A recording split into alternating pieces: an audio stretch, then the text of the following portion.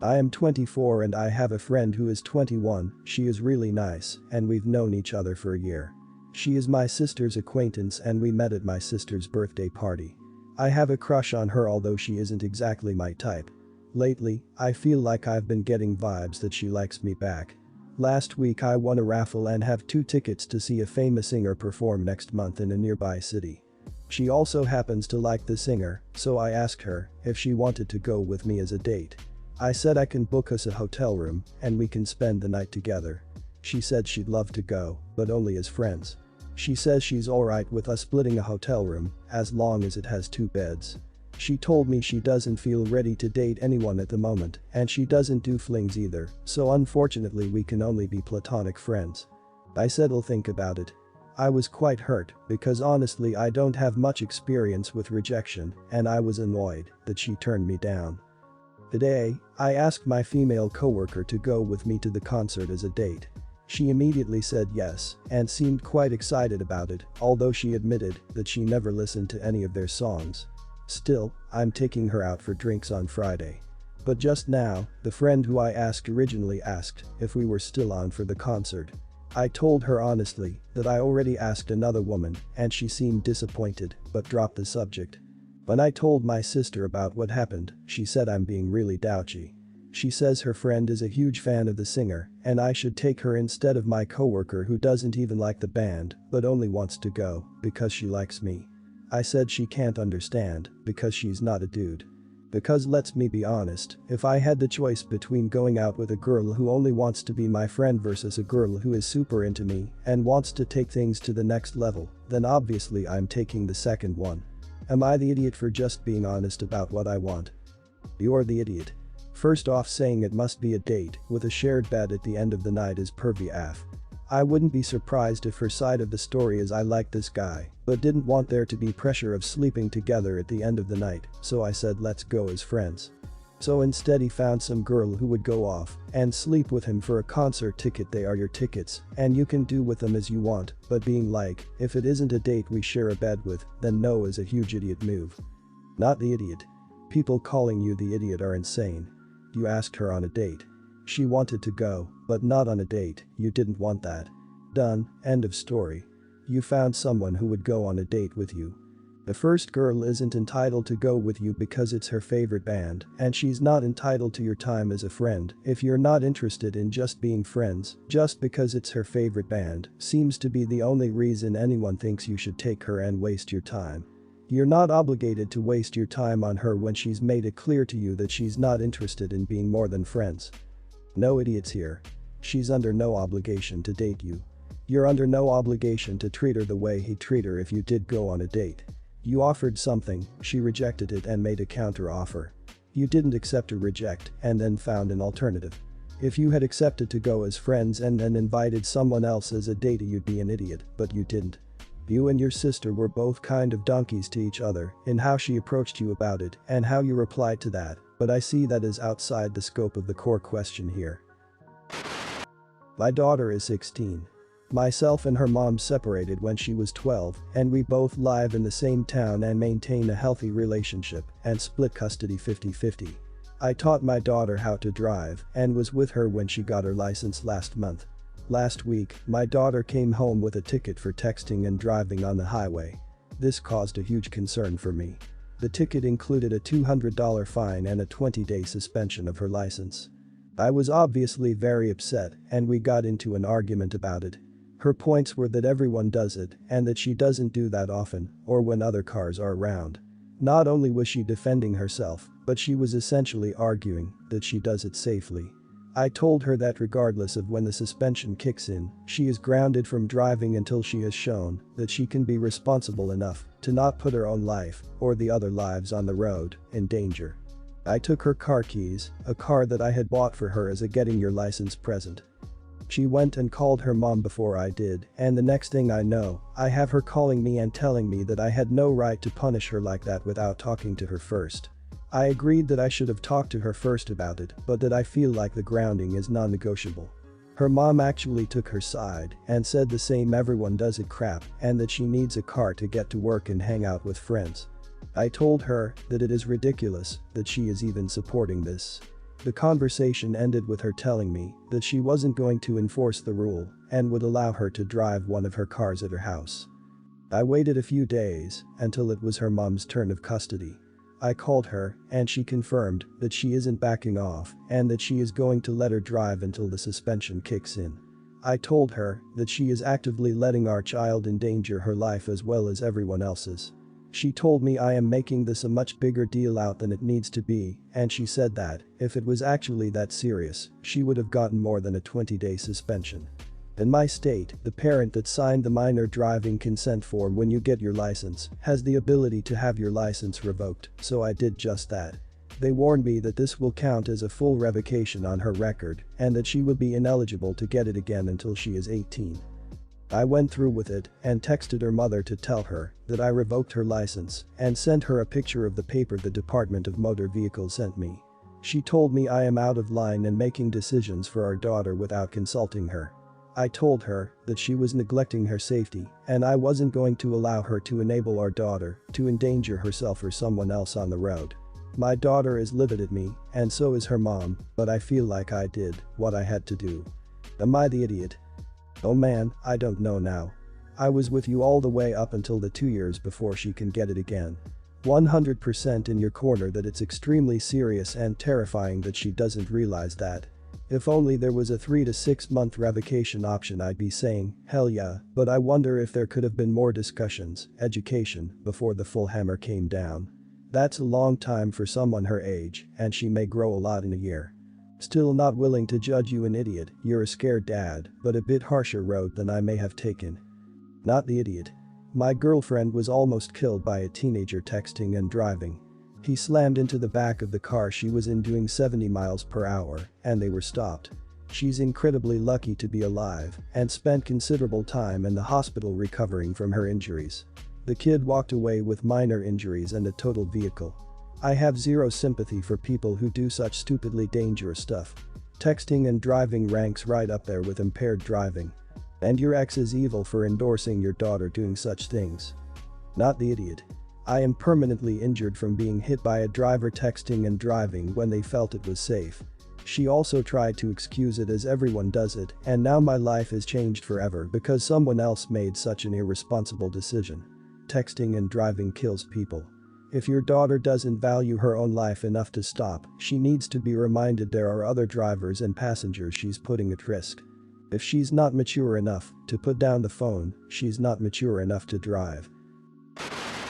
I, 29, have a condition that makes me more or less infertile, or so I was told. Roughly 2 months ago I had a one-night stand with a guy. I don't use birth control due to my condition, but I did insist on a rubber. Lo and behold, I'm pregnant, my gynecologist confirmed it. Now, I'm in a good position financially. I have a stable job and enough savings to live a very comfortable life. I'm close to my parents and sister. So, I have decided that I will keep the baby. I have always wanted to be a mom, and this might be my only chance. I contacted the father and told him. I said I'd be happy to co-parent should he be interested, but I understand if he isn't. I would be filing for child support regardless though. The guy absolutely lost it and said I need to abort the baby and that I lied to him. Apparently, he asked me what my opinion on abortion is to prevent the situation. I remember him asking me, but he never specified his question and I thought it was more general. I told him I'm pro-choice, which is true. He must have interpreted this as me saying I'd abort any possible pregnancies. Ever since he has been harassing me to abort. He must have given my number to his parents because today I got a call from his mother imploring me to have an abortion. I have made up my mind and I won't have an abortion. My family is extremely supportive of my decision, but I'm not sure if I'm in the right anymore. Edit, since it keeps coming up. I did not tell him that I'm infertile and it was me who insisted on the rubber. He was quite happy to hit it raw as he said. I'm actually kind of shocked at this thread. You are not the idiot at all. Every consenting adult knows that when you make love, the woman may get pregnant. You are stepping up to the plate and he is choosing not to. The least he could do is provide financial compensation. You didn't make that child alone. It doesn't matter if he didn't want children or not. If he didn't want children, he should have gotten a vasectomy. Please don't listen to these responses and make sure you put him in child support. Stick to your guns, it is his child too. Not the idiot. OP made clear in a comment that she didn't tell the guy about her infertility. He used a rubber, only, which is never 100% fail-proof. He made love and has to deal with the consequences, which is paying to support a child. The reason that women have the right to choose and men don't have a say is because pregnancy and labor is, to this day, risky for women's health, and no one but the woman should have a say on whether she takes on that risk. He played roulette and lost. Deal with it like an adult. Not the idiot. You insisted on the rubber, he didn't want to wear one in the first place and didn't take the time to properly ask what you would do in the event of a pregnancy. There are risks and consequences to all making love, particularly one-night stands or other situations where you don't already trust your partner enough to have that knowledge already, and he chose to make love anyway knowing that this could be a potential result. He also really shouldn't be harassing you or getting his parents to do so. That's incredibly odd. My wife has 2 sisters and is close to both. Their mom died when they were young, so they bonded over the loss and became very close. We have 2 kids. Chris, 16, and Kaylee, 13. My wife's old sister also has 2 kids. Owen, 17, and Emma, 16. They live about 5 minutes from us and our kids attend the same school. They have always hung out as a group of 3. Like Chris and their Emma are a week apart in age, and Owen are only a little over a year older, so they grew up together and used to call themselves triplets. They are still quite close. My wife's younger sister has a daughter, Gia, who is 3 months older than mine. The younger sister always made comments when our girls were babies about how she can't wait until they are the ages of the big kids, meaning Chris, Owen, and Emma, because they'll be just as close. The problem is that Kaylee doesn't like hanging out with Gia, and it's becoming more obvious as they get older that they are 2 different people. Kaylee likes soccer and video games. Gia isn't allowed to play video games and isn't interested in sports. Kaylee is a social butterfly and Gia is a homebody. All of this was manageable, but Gia also has some more immature interests. She still enjoys playing with dolls and engages in pretend play. For example, when Kaylee goes over their house to sleep over, she says Gia likes playing school or mommies. Playing school means they set up all of the stuffed animals and pretend to teach them. Mommies is when they play with the baby dolls and pretend to be mommies. I have nothing against pretend play and think it's nice that Gia doesn't feel pressured to grow up too fast, but it's clear that Kaylee and her are on different wavelengths. Now that things are opening back up, Gia's mom said she can't wait to have Kaylee over. Kaylee said she doesn't want to sleep over Gia's. She said she'll still interact with Gia at family events, but doesn't want to sleep over there anymore or go over to play. This upset my wife a lot. She said Kaylee doesn't get a say. Later that night I told my wife I sided with Kaylee.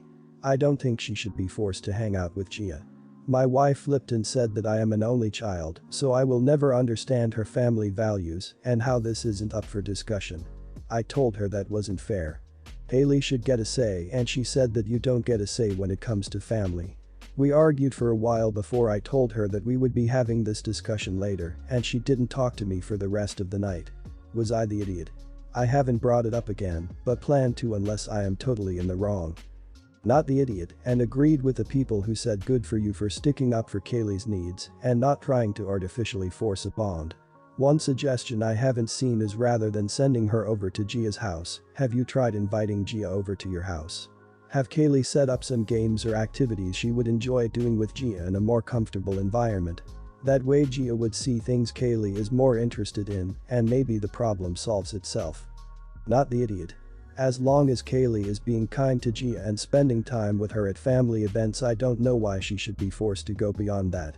You can't force friendship, and trying to will only breed resentment. Also, you never know, maybe over time, they will naturally develop a close relationship if they're left to figure it out themselves and on their terms. I will say though, I may feel this way because I don't share your wife's values around family. I think you do choose your family, and someone being a blood relative doesn't automatically mean they should be part of your life. Not the idiot. Kaylee should not be forced to play or sleep over at her cousin's.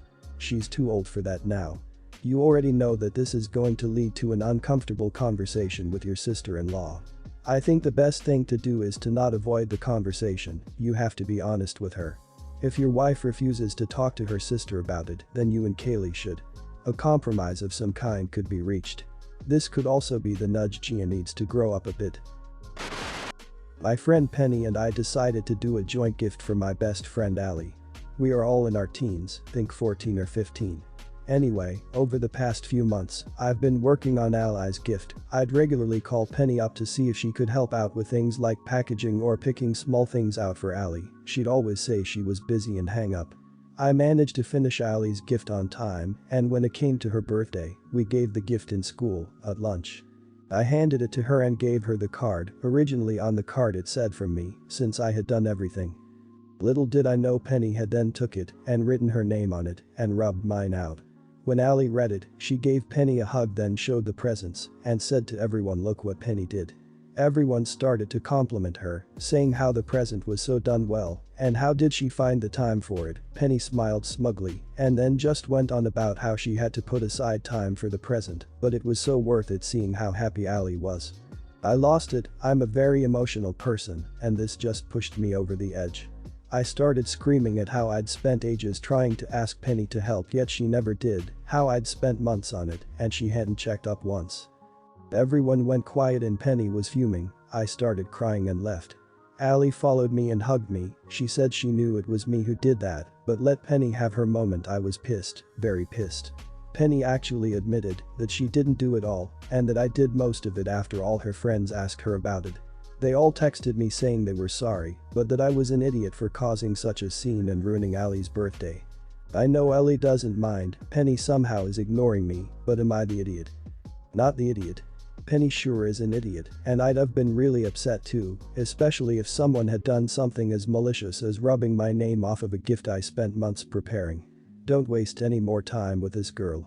Sounds like you spoke with Allie when it happened, but did she mention that you upset her or ruined her day like your other friends are saying? This might just be them stirring the pot. Heck, Allie's okay, but I wouldn't worry about your other friends. I'm sure something else will happen and this will be old news. Not the idiot. Allie is an idiot for saying that and everyone calling you is an idiot is an idiot. Penny will be doing this crap to every person in her life she is able to do it to for as long as anyone puts up with it. If people weren't so averse to making a stink, users and slackers like her would do their jobs, their group school projects, pay their share at restaurants, and be responsible or end up friendless and with nothing because people stopped screwing up their slack and giving them their moments. Which is as it should be. Not the idiot. I would also like to point out as someone who went to school for youth work that there is 100% something more going on here that OP may not even be aware of. Well, Penny definitely is the idiot. Youth typically lash out like that because there is something more going on in their lives or home that they are not properly equipped to handle. Allie is also not the idiot. She should have called out Penny, but she is a kid.